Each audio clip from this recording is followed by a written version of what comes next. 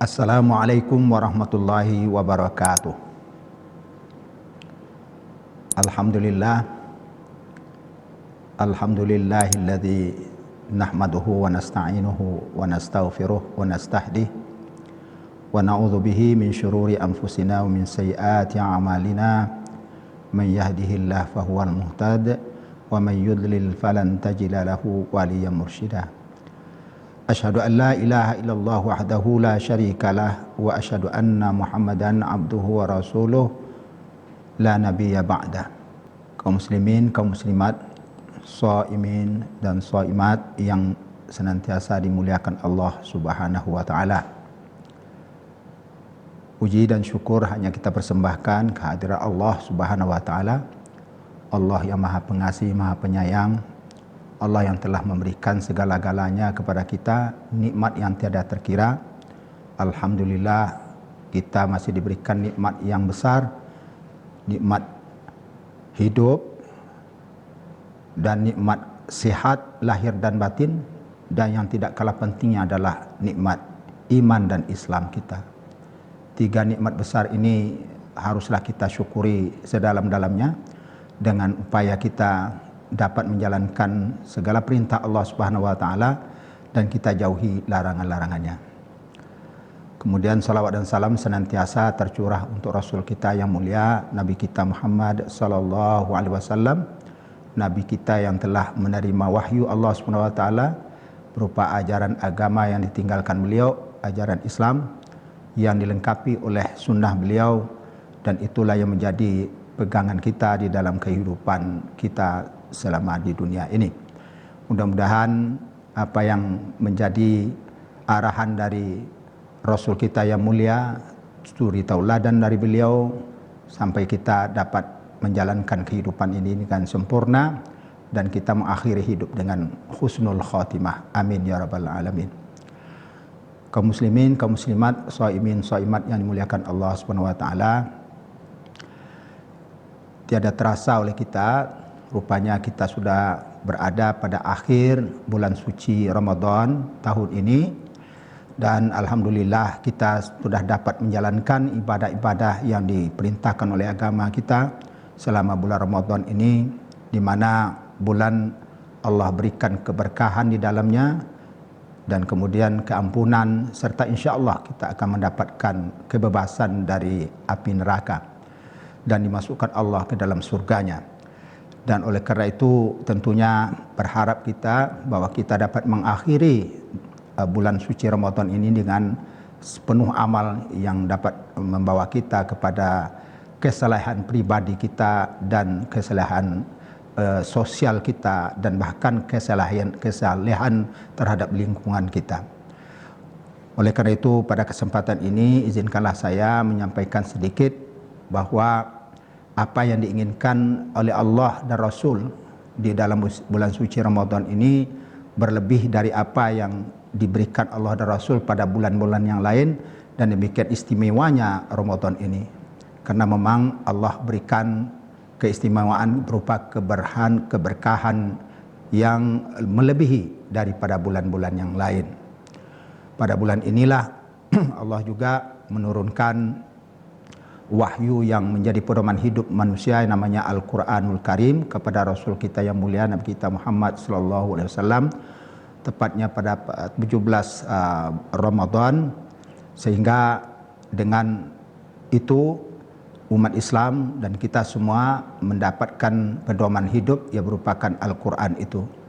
Di dalam ayat 184 Al-Baqarah itu disebutkan, Syahrul Ramadan alladzi unzila fihil Quran hudan linnasi wa bayyinatin minal huda wal furqan. Pada bulan Ramadan diturunkanlah Al-Quran menjadi hudan, ya, dan menjadi pedoman yang dapat membedakan mana yang benar, mana yang salah, mana yang baik, mana yang buruk, mana yang indah, mana yang jelek. Oleh karena itu kita sangat berharap Ramadan ini betul-betul menjadi bulan yang menyempurnakan agama kita, dengan kita dapat membaca Al-Quran, memahami Al-Quran dan menjalankan dan mengamalkannya. Nah, oleh karena itulah saya kira di akhir Ramadan ini kita pastikan bahwa kita sudah menghiasi diri kita dengan ibadah-ibadah yang luar biasa. Dan yang kedua, keberkahan Ramadan itu juga kita rasakan luar biasa, karena pada bulan ini ada satu malam yang disediakan Allah melebihi pahala dengan ganjarannya dari 1000 bulan, yang disebut dengan Lailatul Qadar. Dan pada Lailatul Qadar itu juga diturunkan Al-Quranul Karim oleh Allah SWT sebagai wahyunya kepada Rasul kita yang mulia itu. Jadi sangat rugilah orang-orang yang tidak menjalankan ibadah Ramadan dengan sepenuh hati dan keikhlasan kepada Allah Subhanahu wa taala, karena satu malam itu diganjar oleh Allah Subhanahu wa taala sama dengan melebihi daripada umur kita. Kalau dihitung 1000 bulan itu adalah 84 tahun. Maka apabila kita dapat menjalankan Ramadan beberapa tahun itu, coba bayangkan Allah berikan keberkahan kepada kita yang luar biasa. Tapi tidak itu saja kaum muslimin yang saya muliakan, bahwa keberkahan Ramadan itu tentunya dirasakan langsung oleh jiwa dan hati kita. Apa yang merasakan, yang paling kita rasakan tidak lain tidak bukan bahwa kita merasa dekat dengan Allah Subhanahu wa taala. Hanya dengan rasa itulah diri kita ini akan bisa menjalankan misi-misi yang diminta oleh Allah Subhanahu wa taala, yaitu kita tercegah dari yang keji dan yang mungkar. Ya, tercegah dari perbuatan yang keji dan mungkar, dan dapat kita menjalankan apa yang diperintah oleh Allah Subhanahu wa taala. Oleh karena itu pada hakikatnya ibadah-ibadah yang diberikan Allah kepada kita itu kan adalah dalam rangka mentakarubkan diri kita kepada Allah Subhanahu wa taala. Jangan sampai ibadah kita tidak berbekas di dalam jiwa kita. Maka bekas yang paling inti itu adalah rasa takarub kepada Allah Subhanahu wa taala. Saya ingin menegaskan sedikit saja bahwa apapun rupa ibadah itu, seperti salat, puasa atau siam yang kita laksanakan hari ini, zakat, kemudian haji dan ibadah-ibadah lain itu, semuanya tujuannya hanya satu, adalah untuk merasakan diri kita dekat dengan Allah. Kenapa demikian? Karena kalau kita sudah merasa dekat dengan Allah, maka akan tentramlah jiwa kita.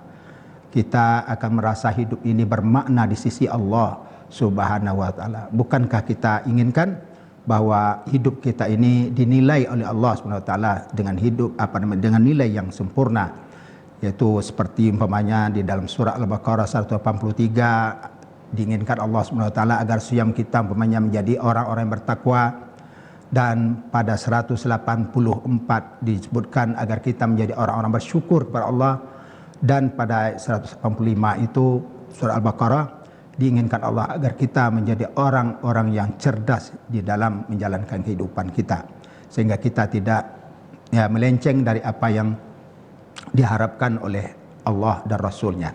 Di Bapak Ibu sekalian, oleh karena itu bolehlah saya ingin tambahkan, setiap ibadah itu jangan kering dari rasa takarrub ini, karena memang secara fikih bisa didefinisikan sebagaimana yang pernah kita sebutkan juga, bahwa salat itu adalah perkataan dan perbuatan yang dimulai dengan takbir dan diakhiri dengan salam. Nah, itu rasanya definisi yang seperti itu masih sangat formal. Oleh karena itu kita boleh tambahlah sedikit bahwa salat itu adalah ibadah, yang dengan ibadah itu kita merasakan takarrub kepada Allah Subhanahu wa taala dengan melaksanakan beberapa perkataan dan perbuatan yang mulai dengan takbir dan diakhiri dengan salam. Begitu juga dengan siam ini, oleh ulama fikih biasanya hanya disebut bahwa apa itu siam? Siam adalah menahan dari segala yang membatalkan puasa atau siam, mulai dari terbitnya fajar sampai terbenamnya matahari. Al-imsak anil muftirat min tulu'il fajri ila ghurubis syams. Harusnya kalau boleh kita tambahkan, siam itu adalah ibadatun yataqarrabu bihal abdu ila rabbi bil imsaki anil muftirat min tulu'il fajri ila ghurubis syams, yaitu ibadah yang dengan ibadah itu kita merasakan dekat diri kita dengan Allah Subhanahu wa taala, Rabb kita, dengan menahan segala apa yang akan membatalkan siam kita, mulai dari terbitnya fajar sampai kepada terbenamnya matahari.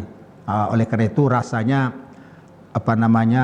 isi dari ibadah itu adalah rasa takarrub itu.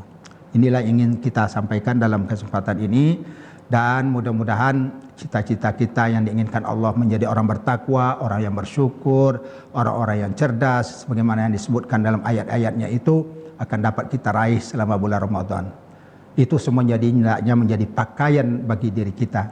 Tapi jangan pula lah kaum muslimin kita sudah tenun rangkaian Ramadan kita dengan susah payah untuk mendapatkan cita-cita itu, tapi setelah Ramadan kita hancurkan nilai-nilai itu. Inilah yang tidak diinginkan Allah, sebagaimana yang disentil oleh Allah dalam Al-Quran, wala takunu kallati naqadat ghazlaha min ba'di quwwatin ankasa. Janganlah kalian seperti cerita atau kisah seorang perempuan yang susah payah dia menenun pakaiannya, tetapi setelah selesai dia koyak-koyak kembali pakaiannya itu. Ini sentilan kepada orang-orang yang hanya menjalankan ibadah ya pada satu sisi, tetapi hal lain juga dilaksanakan yang tidak diinginkan Allah Subhanahu wa taala, yang dilarang malah oleh Allah Subhanahu wa taala. Itu berarti ya kita membongkar sendiri tenunan kita. Mudah-mudahan tidak seperti itu, sehingga Ramadan kita betul Ramadan yang memberikan keberkahan di dalam hidup kita insyaallah, dan kita mendapat manzilah yang tinggi atau kedudukan yang tinggi di sisi Allah Subhanahu wa taala. Demikian yang dapat saya sampaikan, mudah-mudahan ada manfaatnya kepada diri saya dan kepada kita semua, sobat muda TV. Semoga kita semua dapat menjalankan ibadah ini sampai akhir Ramadan. Dan mudah-mudahan buah dari Ramadan itu dapat kita jalankan setelah Ramadan sampai datangnya Ramadan tahun yang akan datang. Demikian, terima kasih. Assalamualaikum warahmatullahi wabarakatuh.